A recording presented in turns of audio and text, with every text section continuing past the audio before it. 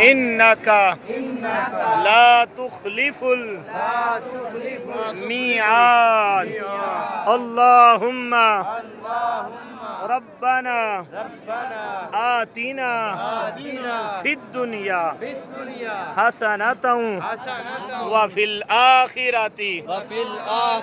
حسنة وقنا عذاب النار وأدخلنا الجنة مع الأبرار يا عزيز يا غفار يا عزيز يا غفار يا رب العالمين يا رب العرش العظيم